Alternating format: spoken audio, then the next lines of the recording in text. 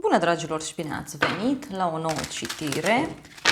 De această dată te invit la o citire generală, iar dacă ai intrat pe acest videoclip, înseamnă că ai aici, cu siguranță, un mesaj pentru tine. Hai să vedem ce gândește, ce simte și ce face persoana la care tu te gândești sau cineva din jurul tău. Ce gândesc ceilalți despre tine? Ce simt ceilalți? Ce fac? În momentul de față, în viitorul apropiat, următoarele ore din momentul în care vezi citirea, dar și următoarele zile. Hai să vedem, în momentul de față. Bun.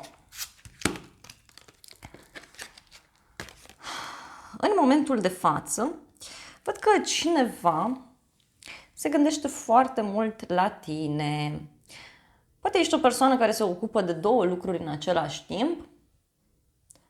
De asemenea, văd pe cineva care a stat în viața ta o perioadă destul de lungă sau a stat în mintea ta și acum gata, drumurile s-au separat. Mai văd și pe cineva care se gândește că urmează această separare, poate din punct de vedere profesional, poate personal. Mai văd o persoană care se gândește să-ți ofere un cadou, se gândește să vină către tine. Da? Mai văd și faptul că această persoană sau cineva din jurul tău își dorește foarte, foarte mult să te cunoască. Își dorește foarte mult să se apropie de tine. Da? Însă văd o oarecare distanță.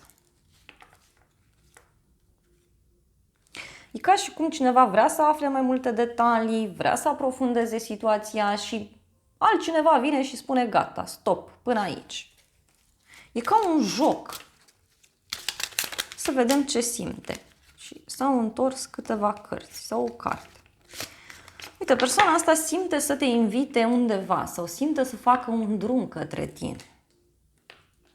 Simte că ceva este în schimbare.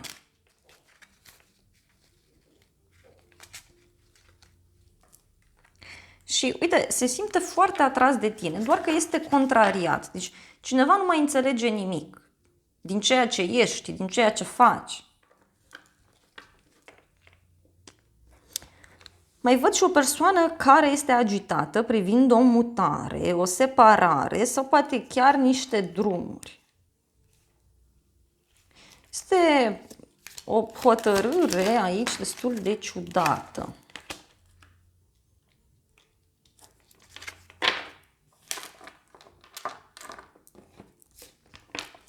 Persoana asta speră foarte mult să vă oficializați relația sau speră foarte mult să rezolve ceva din punct de vedere oficial.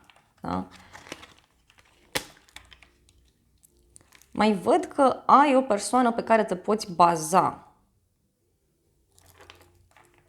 Văd o persoană sinceră, iubitoare, o persoană care poate suferă acum din dragoste sau are niște probleme din punct de vedere personal.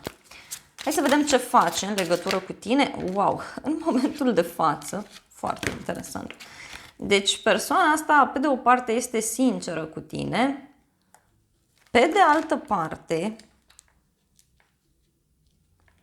văd că se pregătește să închidă ceva anume, dar nu îți spune.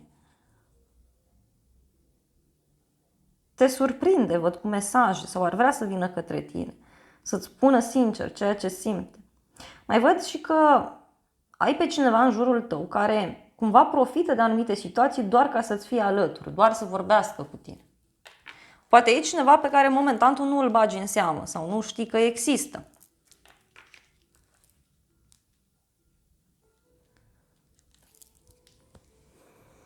Mai văd și că o persoană aici poate a trecut printr-o despărțire sau trece printr-o despărțire în acest moment. Da? Și este ceva legat de o femeie, de o sumă de bani, de un proiect. Hai să vedem ce va gândi, ce va simți și ce va face în legătură cu tine. Dacă ești femeie, văd aici că tu vei fi în mintea acestei persoane în viitorul apropiat și omul ăsta se va gândi să închidă ceva cu tine, fie un proiect, fie relația. Dar văd că această persoană în viitorul apropiat se va gândi la un final. Se va gândi să închidă ceva.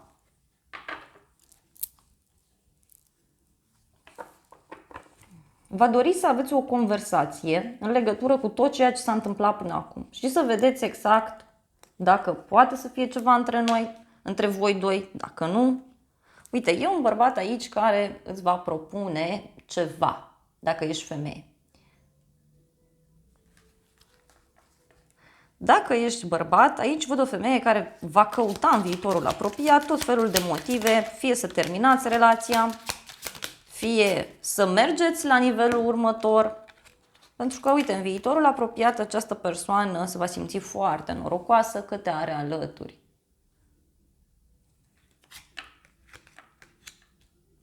Te va surprinde foarte mult, pentru că aici îți va spune, uite, tu ești persoana potrivită alături de care eu îmi doresc să merg undeva. Tu ești persoana potrivită alături de care, știu eu, vreau să merg mai departe, să vreau să fiu împreună. Mai văd pe cineva care va purta aici o mască sau poate se va feri să discute despre ceva anume și văd foarte multă bucurie în sufletul acestei persoane în următoarele ore. Te întreabă ce faci sau te întreabă dacă vreți să vă vedeți undeva. Și ce va face? Hai să vedem. Ok. Ce va face? Aici văd că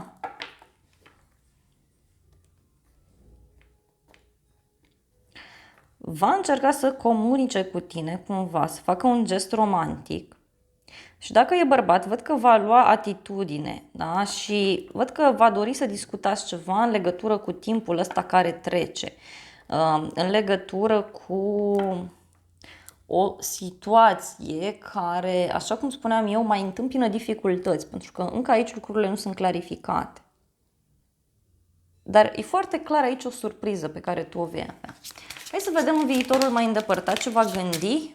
Wow, dragilor, persoana asta aici în viitorul puțin mai îndepărtat, adică maxim câteva zile, pur și simplu va dori să aveți o discuție foarte serioasă privind relația aceasta. Privind un contract, privind poate o relație de prietenie. E cineva aici care, da, va dori să discutați serios, pentru că pur și simplu nu se mai poate abține, așa cum spuneam. Deci va fi un moment de săptămână oarbă, cum se spune, adică acel moment în care spui gata, asta e persoana potrivită, da? Persoana asta are cheia inimii mele. Cineva este foarte emoționat aici, pentru că te va întâlni sau pentru că va comunica cu tine. Dacă ești bărbat, persoana asta văd că te poartă în inimă sau te va purta în inimă, iar dacă ești o persoană singură, aici văd clar că sunt șanse să cunoști pe cineva. Însă este important modul tău de a aborda lucrurile. Da? Și persoana asta, uite, va scoate din interiorul său și îți va spune tot ceea ce îl deranjează sau îți va spune așa deodată tot ceea ce simte, și bine și rău, pentru că vrea să clarificați situația.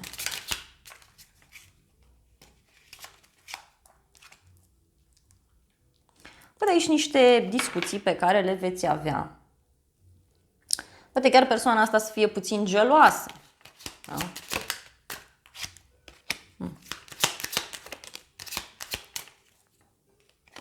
Vor fi niște discuții care vor durea, da? Într-un fel. Sau îți va povesti despre niște probleme pe care le are. Da? Dacă este un triunghi amoros, aici acest om văd că îți va povesti, da, faptul că suferă în situația asta, faptul că este dificil, dar mai văd în același timp și gelozie. Foarte interesant. Hai să vedem și acest oracol ce zice. Minciuni karmice, deci, sau nu știu de ce am citit minciuni. Cu siguranță aici cineva a fost mințit. Da? Uite, cineva îți spune că, nu știu, copilul meu este pe primul loc. Sau copilul nostru este pe primul loc. Copilul interior, deci poate să fie o persoană mai sensibilă din fire. Cineva care își dorește mult un copil, poate. Da?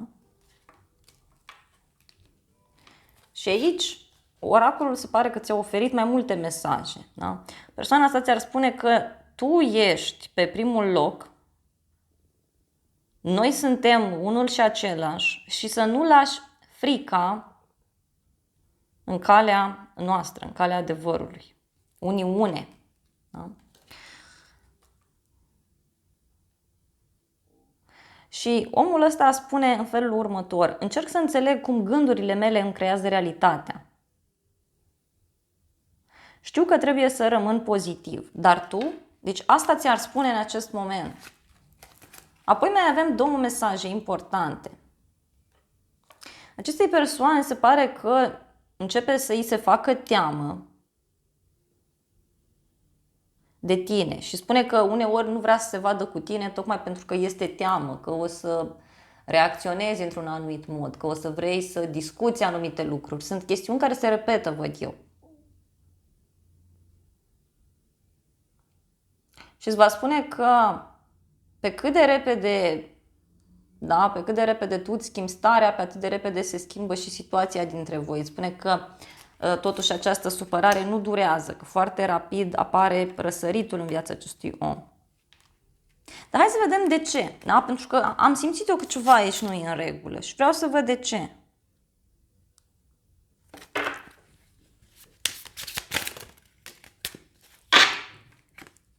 De ce este teamă?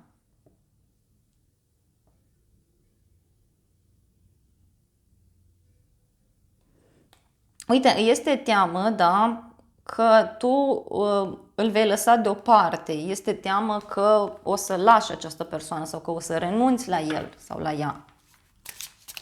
Deci e clar, aici e un fel de gelozie, aș spune eu. Și mai avem două mesaje pentru cineva, și anume comunicare. Spune că am vrut să-ți trimit astăzi un mesaj, însă mi-a fost frică.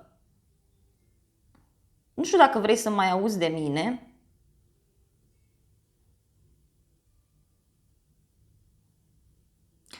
Sau nu știu dacă vrei să auzi de la mine sau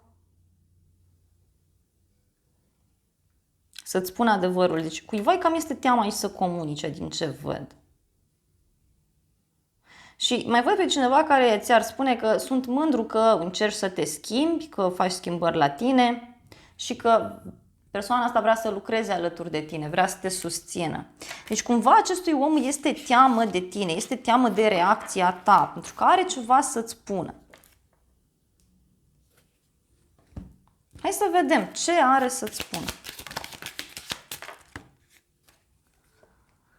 Ți-ar spune să-ți deschizi mintea, pentru că sufletul tău pereche este diferit de ceea ce te aștepți tu. Adică să-ți deschizi mintea că poate omul ăsta e diferit față de cum l-ai văzut tu. Că poate i-ai pus i-ai pus o mască pe față și i-ai spus gata, omul ăsta trebuie să arate așa, să fie așa.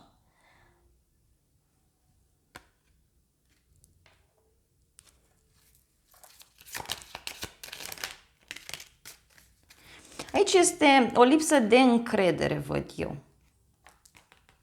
Pentru că cineva are niște probleme în familie sau cineva a mai fost rănit într-un astfel de context. Însă totuși, aici o conexiune profundă există. Da? Există. Să vedem motivul pentru care va reacționa așa. Pentru că aici totuși văd o reacție ciudată. Motivul este legat de o femeie.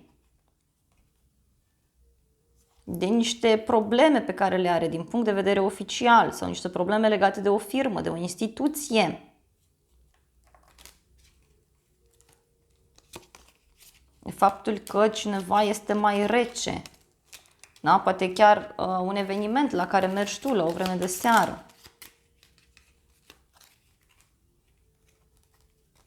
Și faptul că nu are încredere în tine sau nu are încredere în propria persoană. Da? Poate să fie o gelozie în legătură cu un prieten în unele cazuri. Deci persoana asta aici să știi că va reacționa foarte ciudat în ceea ce te privește. Este teamă, da, să te întâlnească sau este teamă să discute cu tine anumite lucruri. Este teamă să-ți spună un secret sau să-ți spună adevărul pentru că nu știe cum vei reacționa. Dragilor, acestea au fost previziunile de această dată. Eu îți mulțumesc pentru atenție. Simt să mai iau o singură carte pentru că ai rămas cu mine până la final. E ceva cu mare noroc pentru tine. Da? Va fi o discuție cu foarte mare noroc pentru tine, afli un adevăr și decizia este la tine. Asta e. Uite. Niște vorbe legate de un copil, legate de o nouă persoană, de un nou început. Bun, atât. Acestea au fost previziunile, îți mulțumesc pentru atenție. Dacă ai rezonat cu mesajele, te invit să te abonezi, să apeși clopoțelul, apasă butonul de like, funcții gratuite pentru toți și să ne revedem cu bine și data viitoare. Dacă vrei să mulțumești, poți să apeși butonul mulțumesc sau poți să distribui videoclipul unei persoane dragi ție, să recomanzi canalul. Sunt funcții gratuite și așa mă ajuți. Și îți doresc să ai parte de o zi sau de o seară cât mai frumoasă și te aștept cu drag și la o altă citire dacă vrei să mai vizionezi.